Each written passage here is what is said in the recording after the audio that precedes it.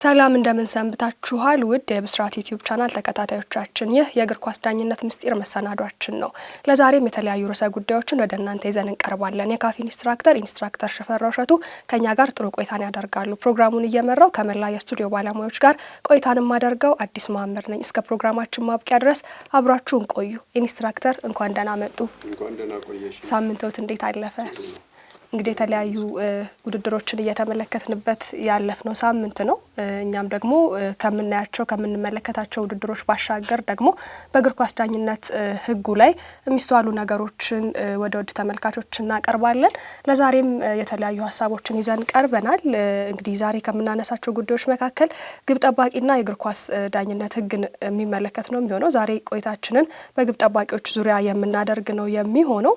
እንግዲህ ለመነሻና ለመግቢያ እንዲሆነን የተለያዩ ህጎች እየተቀየሩ እየተሻሻሉ ነው የሚገኙት። ነገር ግን ወደዛ በስፋት በቀጣይ የምንገባበት ነው የሚሆነው። ነገር ግን አሁን ላይ እግር ኳስን በምንመለከትበት ወቅት እንግዲህ ደጋፊው በራሱ የሚያስተውለውን ነገር ወይም ደግሞ ከስሜታዊነት በመነጨ መልኩ ጨዋታው ላይ ህግ እንዲሻሻል ወይም ደግሞ የራሱን ህግ እያበጀ ይገኛል። ነገር ግን ከዛ በተቃራኒ እንዳልሆነ ደግሞ ህጉ ይነግረናል። ታዲያ አንድ ጉዳይን እናንሳ። በግብ ጠባቂ በኩል የሚስተዋል ጉዳይ አለ። ግብ ጠባቂ ጨዋታ ሜዳ ላይ ያለ እንግዲህ ኳሷን ወደ ጨዋታ መልሳለሁ ወይም ደግሞ መልሻ አቀብላለሁ ብሎ ጨዋታው ላይ እንዳለ ኳሱ ከእጁ ያመልጠዋል። ታዲያ መልሶ መያዝ የለበትም የሚል ነገር አለ። ለምን ግብ ጠባቂ አይደለም ወይ? ይህንን ነገር ለምን ማድረግ አይችልም የሚለውን ነገር እንመልከት። ለምን አይቻልም የሚለውን እናንሳና ወደ ሌሎች ሀሳቦች እናልፋለን። እሺ፣ አመሰግናለሁ። በእርግጥ ጥሩ ጥያቄ ነው። እንዳውም ብዙ አከራካሪ ነገሮች ከዚህ በመነሳት የሚወያዩበት ጉዳይ ሆኗል አንዳንዱና እንዳልሽው ነው። ሰው የፈለገውን ነገር ወደ ህግን አንተርሶ የፈለገውን ነገር ይናገራል። ማለት እንዲህ አንዳንዱ እንዲህ ቢሆን ጥሩ ነው ይላል፣ የለም ህጉም የሚለው እንዲህ ነው ይላል። ሌላው ደግሞ እና እንዲህ ቢሆን ጥሩ ነው የሚለውን እንዳለን ይዝናን በሐሳብ ህጉ ግን እንዲህ ነው የሚለው ላይ ግን መከራከር አለብን። ህጉ ምንድነው የሚለውን ማስታረቅ አለብን። ሌላውን የስፖርት ቤተሰብ እንዳያሳስትብንና ትክክለኛውን አቅጣጫ እንዲይዝ ለማድረግ ነው። ስለዚህ ምንድነው ካነሳስሽ አንድ ግብ ጠባቂ ኳስን ወደ ጨዋታ ሜዳ መልሳለሁ ብሎ የያዘውን ኳስ ወዲያው ከእጁ ለመመለስ እግሩን ኳሱን ወደ ላይ ወርሮ እንደገና በእግሩ መታለው ሲል ሊያመልጠው ይችላል። በተለይ በጥድፊያ ላይ ከሆነ ያንሱ የለቀቀውን ኳስ መልሶ ይዘዋል። በዚህ ጊዜ አንድ ህግ ተጣሰ ይላሉ። እዛም ይጽፉ አንዳንድ ሰዎችን ሳይ አንዳንድ ጽሁፎችን ህግ አልተጣሰም። ምንድነው የሚለው? አንድ ህግ ኳስን ወደ ጨዋታ ሜዳ እመልሳለሁ ብሎ ሳይሆን ወደ ጨዋታ ሜዳ የመለሰውን ኳስ ሌላ ተጫዋች ሳይጫወትበት መልሶ መንካት ወይም መያዝ አይችልም ነው የሚለው ህጉ። ይሄን ነው አሁን ሰው ማወቅ ያለበት። እመልሳለሁ ብሎ የሚል አይደለም። የመለሰውን ኳስ ኦሬዲ ወደ ተግባር የተገባበት ኳሱን ወደ ጨዋታ የመለሰውን ኳስ ሌላ ተጫዋች ቤት የቡድን ጓደኛው ሊሆን ይችላል፣ አጥቂ ቡድን ሊሆን ይችላል፣ ተጋጣሚው ቡድን ማለት ነው። ብቻ ሌላ ተጫዋች ሳይነካው ያንን ኳስ መንካት አይችልም ነው። መንካት ወይም መያዝ አይችልም ነው።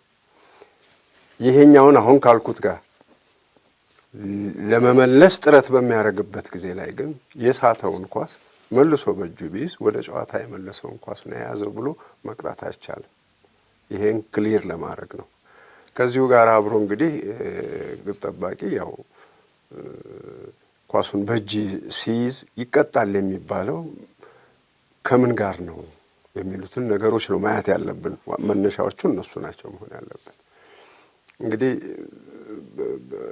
በ12ኛው ህግ ላይ ግብ ጠባቂ በሁለተኛ ቅጣት ምት የሚቀጣባቸው ነጥቦች ሲዘረዘሩ አንዱ ያው በፍጹም ቅጣት ክልል ውስጥ በራሱ ፍጹም ቅጣት ክልል ውስጥ ከቡድን ጓደኛው ሆን ተብሎ እቺ ደግሞ መሰመር አለባት።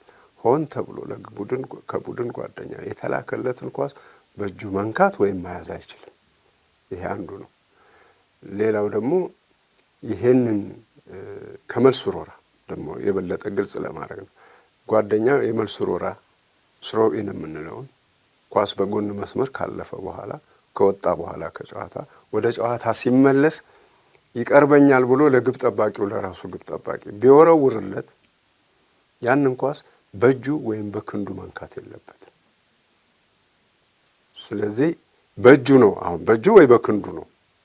በእግሩ መጫወት ይችላል። አዎ። ስለዚህ እሱ እንትን እንዳይል ነው፣ እንዳይጋጭ ነው። ከተጋጣሚውስ ቢሆን ያንን እንደው እሱን ይይዛል። ምክንያቱም የመጣው ከተጋጣሚው ነውና ያንን ኳስ ከተጋጣሚው ቡድን የሚመጣለት ከሆነ ይይዛል። በእግሩም በእጁም መጫወት ስልጣን ስላለው ይችላል። ስለዚህ ይሄንን በዚህ ነው ከእጁ ጋር ይዞት ኳሱን እንዳያዘገይ ነው ይሄ የሚፈለገው። አሁን ወደ የት እየመጣሁ ነው? ኳሱን ይዞ ማዘግየት ቢፈልግ ይሄ ግብ ጠባቂ የተፈቀደለት ምን ያህል ነው የሚለውን ለማየት ነው። እንደገና እዚሁ ሕግ ውስጥ ደግሞ ምን ይላል? አንድ ግብ ጠባቂ ኳሱን ይዞ እንግዲህ የነበረውን ሕግ ነው ከ6 ሰከንድ በላይ ማቆየት አይችልም ይላል። እቅፍ አድርጎ ከያዘው በኋላ ወይም ደረት ላይ አጣብቆ ይዞት ከሆነ 6 ሰከንድ ነው፣ ከዛ በላይ አይቻልም ነው የሚለው። ይሄ ግን በሂደት እያደገ ሄደና 6 ሰከንድ አይደለም 10 ሰከንድ 12 ሰከንድ 15 ሰከንድ የሚሆንበት ጊዜ አለ እና ይሄንን መቆጣጠር አልቻሉም።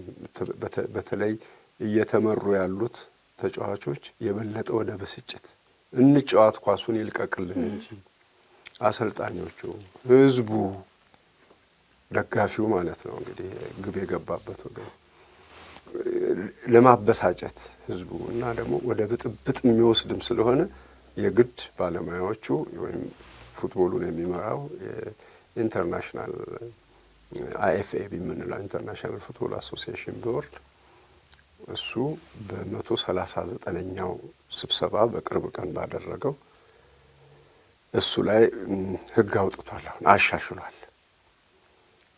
አብረው የወጡ ሌሎች ጥቃቅን ነገሮች እርማቶች አሉ። ትኩረት የተደረገው ግን እዚህ ላይ ነው። ይሄ ቅድም እንዳልኩሽ እንግዲህ ተጫዋቾቹን፣ ተመልካቹን፣ የስፖርቱን ይሄ ስፒሪት ኦፍ ዘ ሎቭስ ኦፍ ዘ ጌም የምንለውን የጨዋታውን መንፈስ የሚያደፈርስ ውበቱን የሚያሳጣ የሚያረግ ስለሆነ ፕሮቮኬሽን ነው። እንዲጫወቱ መልቀቅ የሚገባሽን ኳስ በሰዓቱ ካለቀቅሽ ጠብ ነው የሚመጣውና ፊት የሚደረገው አዘግይተሃል ተብሎ ቢጫ ካርድ ማነው በሁለተኛ ቅጣት ምት ይሰጣል። ቢጫ ካርድ ይሰጠው ነበር። አሁን ህጉ ገባ በደንብ አድርጓ። የሚገርመው ነገር ይሄ ህግ ብዙ ጊዜ ህግ ፊፋ ወይም ኢንተርናሽናል ፉትቦል አሶሲዬሽን ቦርድ ህግ አድርጎ አንድ ነገር ከማውጣቱ በፊት ትራያል የሚባል አለ። የሙከራ ቦታዎች አሉ። አገሮች እንዲሞክሩት ይደረጋል። በወጣቶች፣ በሴቶች እንግዲህ በታችኛው ዲቪዚዮን ላይ አንዳንዴ ደግሞ የሆነ ለምሳሌ አንደር 17 የሆነ ጨዋታ ቢኖር እዛ ላይ ቶርናመንት ነው፣ እዛም ላይ ይፈተሻል። ተፈትሾ በመጨረሻ ላይ አሁን በወጣው ህግ ተግባራዊ እንዲሆን ለማድረግ እየሞከሩት ሳለ ብዙ መሻሻል ታይቶበታል። ግብ ጠባቂዎች ምን ሆነዋል? ፈጣን እየሆኑ መጥተዋል።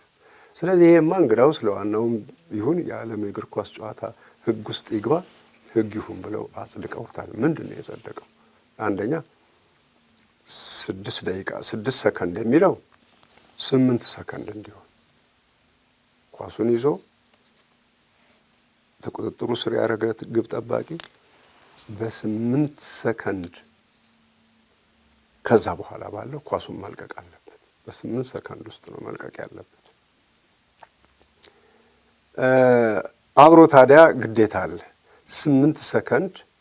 አንደኛ አፈጻጸሙ እንዴት ይሆናል ነው። አፈጻጸሙ 8 ሰከንድ ግብ ጠባቂው 8 ሰከንድ ይድረስ አይድረስ በምን ያውቀዋል? እሱ ኳስ ነው የያዘው አይደለም። እንደ ሰውኛ ዝም ብለሽ ስታዩ ወይ አጠገቡ ያለ ሰው ሊነግረው ይገባል፣ ወይ አሰልጣኙ ወይ ምናምን። አሁን ሰዓቱ ደርሷል ለጋ ሊል ነው በየሰዓቱ። እንዲህ ሳይሆን ይሄን ጭነቱን ወደ ምን አመጡት? ወደ ዳኛ አመጡት። ዳኛ ምን አደረገ? አቆጣጠሩን ከ5 እንዲጀምር አደረገው። ለሱ ሊያሳየው ይችላል። 5 ነው ይሄ። ስለዚህ ከ5 ይጀምርና ወደ ላይ ማለት ነው። አሁን 5 1 2 3 4 5 ካለ በኋላ 6 7 8ን ከ5 ጀምሮ እንዲጨምርለት 5 ድረስ ቆጥሮለታል። ከዛስ በኋላ 3ቱን ደግሞ ቀጥሎ አሁን በዚህ ጊዜ መንቃት አለበት ግብ ጠባቂው ማለት ነው። ወደ ታች ይቆጥርለታል ካስፈለገው። ለምሳሌ 5 4 3 2 1 ካለው በቃ 5 ደቂቃ እንዳለው እንዲያቅ ለማድረግ ነው። አይምሮ እንዲያስበው ነው ተጫዋቹ። ስለዚህ 5 ከዛ በኋላ 6 7 8 ይሆናል። ይሄንን እንዲያቀው ይሄ ያቆጣጠር ስልት የመዘግየት እንትኑን ምን ያደርገዋል ማለት ነው እንዳይጨምር ግብ ጠባቂውም እንዳይሳሳት ይረዳዋል ተብሎ ይታመናልና ስለዚህ 8 ሰከንድ እንዲሆን ነው። ይሄም ሆኖ ግን አሁንም ግብ ጠባቂዎች የማይመለሱ ከሆነ ይዘው 8 ሰከንድ የሚያሳልፉ ከሆነ እንደ ቀድሞ ኳስ ይቆምና እዛ እተኙበት ወይም ይዘው የተገኙበት ቦታ ላይ በሁለተኛ ቅጣት ምት ነበር የሚቀጡት። አሁን እሱ ተሰረዘ። እንግዲህ አዲሱ ሕግ የምንለው 2025-26 የተሻሻለው እሱ ተሰረዘ። ምን ይሁን ተባለ? በማዕዘን ምት ይቀጡ ተባለ።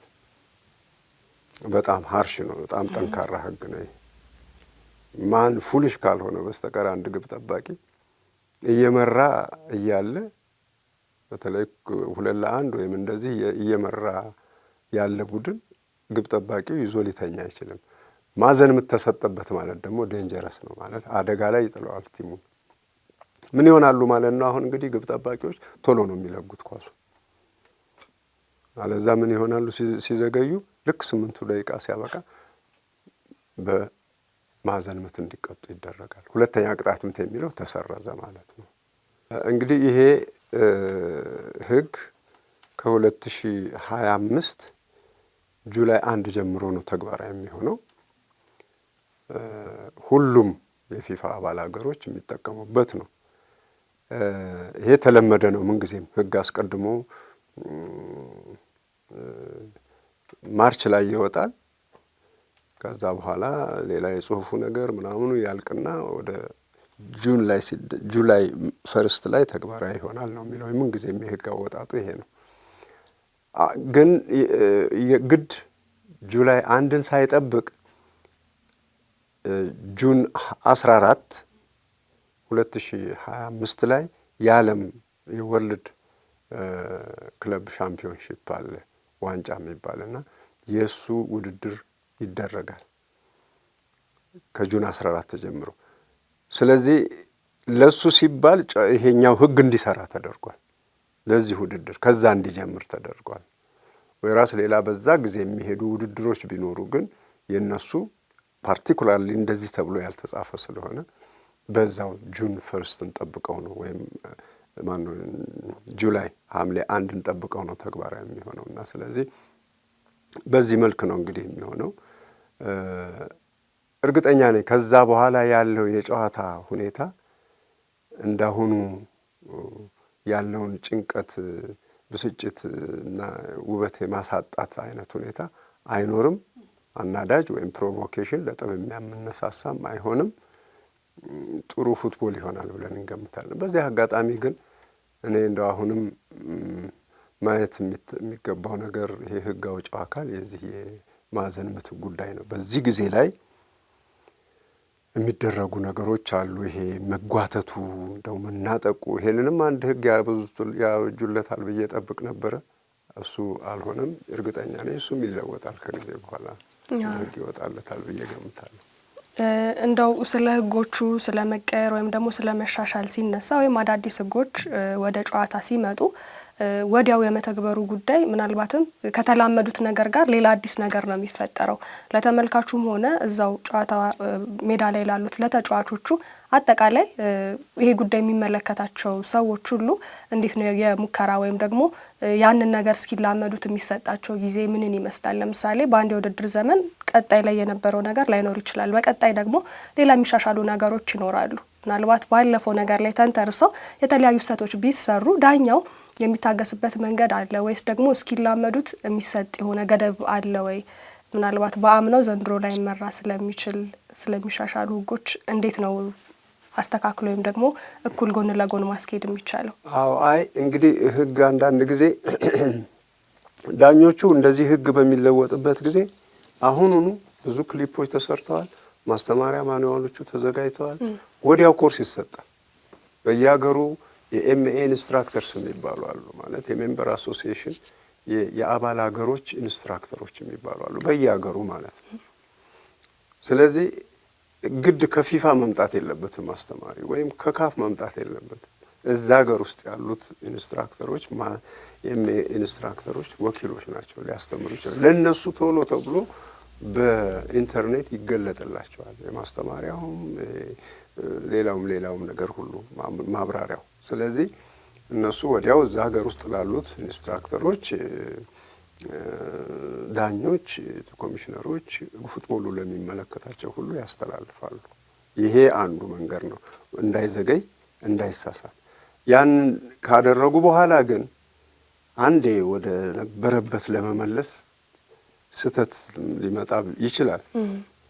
ስህተት ቢመጣ ምንም ማድረግ አይቻልም። ስህተቱን በስህተቱ ይታይና ግን በአዲሱ ህግ መሰረት ነው መከናወን የነበረበት ተብሎ ውጤቶች ላይ ተጽዕኖ ሊኖረው ይችላል። ምክንያቱም ህጉ አዲሱን ህግ እየተናገረ ስራ ላይ እንዲውልም ተደርጎ ስራ ላይ ግማሾቹ እያዋሉት ግማሾቹ በመዘንጋት ሳያውሉት ቢቀሩ ልክ በመደበኛ ጨዋታ ህግ ላይ ሲሳሳት ዳኛ የሚወሰዱት ውሳኔዎች ሁሉ አሁንም ይሰራሉ ማለት ነው። እንደ ተሳሳተ ነው የሚቆጠረው እንጂ ለማረም የሚቻልበት መንገድ ሌላ አይኖርም። ተሳሳተ፣ በቃ መሳሳት አልነበረበትም፣ ተሻሽሏል።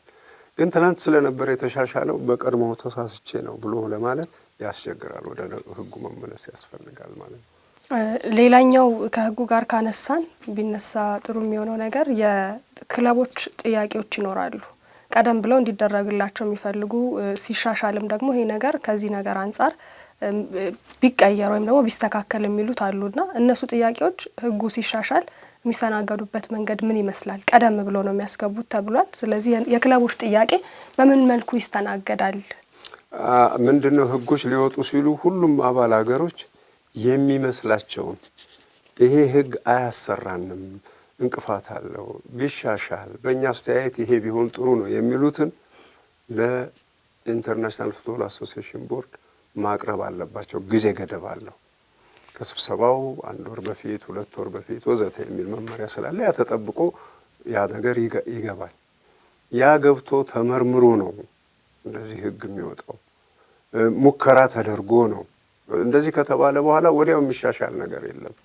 እንግዳውስ እስቲ ይታይ፣ በወጣቶች ላይ ይታይ፣ እስቲ በሴቶች በወጣቶች ላይ በአንደር 17 16 እነኚህ በሚባሉት ላይ ይታይ። ምንድነው የሚያመጣው? ኢምፓክት አለው? ተጽዕኖ አለው? እንዴት ነው? ወይስ ፖዚቲቭ ነው ብሎ ለማለት መመርመር አለበት። ያን ለማድረግ በሚያስችል ሁኔታ ታይቶ ነው ወደ ህግነት የሚመጣው እንጂ በቀጥታ ክለቦች ስለጠየቁ የሚሆን ነገር አይደለም። እና ክለቦች ስለጠየቁ ይሆናል አይባልም። ማነው አይጠይቁ አይባልም። ይጠይቃሉ፣ መብት አላቸው። ግን የጠየቁን ነገር ተግባራዊ ካልሆነ ደግሞ ያው ተቀብለው የፊፋ የዚህ የቦርዱን ውሳኔ ተግባራዊ ማድረግ ብቻ ነው ያለባቸው። ምናልባት ይህን ጥያቄ ያነሳሁት በተከታታይ ለረጅም ጊዜ የሚነሱ ጉዳዮች ስለሚኖሩ ወይም ደግሞ ተደጋጋሚ ጥያቄዎች፣ ሀሳቦች ስለሚስተዋሉ ያ ነገር ለምንድን ነው ምላሽ የማይሰጥበት ወይም ደግሞ ህጉ ሲሻሻል የሆነ ነገር ተሻሽሎ ማንመለከተው ከማለት የመጣ ነው። እንግዲህ በአገር ውስጥ በዚህ በእያንዳንዱ ኮንቲኔንት ወይም በእያንዳንዱ ፉትቦል አባል ሀገሮች ላይ የሚደረጉ ነገሮችን እዛው ላለው ፉትቦል እንትን ያቀርባሉ። ግን ዋናው ህግ ነገር ደንብ ከሆነ ይሻሻላል። ደንብ ላይ ይሻሻላል። ምክንያቱም ስልጣኑን ቦርዱ ለማን ሰጥቷል? ለአገሮች የፉትቦል አመራሮች ሰጥቷል፣ ለፌዴሬሽኖች ሰጥቷል። ስለዚህ በደንብ ላይ የሚሆኑትን ነገሮች ተነጋግረው ማስተካከል ይችላሉ። ባይሆን ምንድነው ኢንፎርም አድርገው ለኢንተርናሽናል ፉትቦል አሶሲዬሽን ቦርዱ አሳውቀው ማድረግ ይችላሉ። ደንቡ ላይ ችግር የለም። ህግ ስን ሎውስ ኦፍ ዘ ጌምን በተመለከተ ግን እነኚህ ፉትቦል ፌዴሬሽኖች መለወጥ ማሻሻል አይቻልም። ሞዲፊኬሽኖች አሉ። እነዛ ሞዲፊኬሽኖች ተሸክለው ማድረግ ያለባቸው ደግሞ መሻሻል አለበት ካሉ ቅድም እንዳልኩሽ አስቀድሞ በጊዜ ገደብ ውስጥ ለህግ አውጪው አካል ማቀበል አለባቸው፣ ማስተላለፍ አለባቸው ጥያቄያቸውን። እስከዛ ዝም ብሎ ተቀብሎ መቀጠል ነው ባለው። መልካም ኢንስትራክተር፣ እንግዲህ ውድ ተመልካቾቻችን ከፊታችን ሰኔ ወር ጀምሮ የሚሻሻሉ የሚለወጡ ወይም ደግሞ የሚስተካከሉ አዳዲስ ህጎች ይኖራሉ። ታዲያ ቀደም ብሎ ደግሞ የሚገቡም ሀሳብ ጥያቄዎችም የሚስተናገዱበት ወቅት ነው። እኛም ታዲያ ለዛሬ ይህንን አስመልክተን የተወሰነ ነገር ብለናቸዋል። ነገር ግን የሚሻሻሉ ህጎች ደግሞ ምን ይመስላሉ ብለን ወደፊትም ደግሞ በሌሎች ፕሮግራም የምናስቃኛችሁ ነው የሚሆነው። የዛሬን እዚህ ላይ እንቋጭና እንሰነባበት። የካፍ ኢንስትራክተር ሽፈራው እሸቱ ከኛ ጋር ጥሩ ቆይታን አድርገዋል። ፕሮግራሙን እየመራው ከመላይ ስቱዲዮ ባለሙያዎች ጋር በጋራ ቆይታን ያደረኩት አዲስ ማምር ነበርኩኝ። እስከ ፕሮግራማችን ማብቂያ አብራችሁን ስለነበራችሁ እጅግ አድርገን እናመሰግናለን። ቸር ቆዩልን።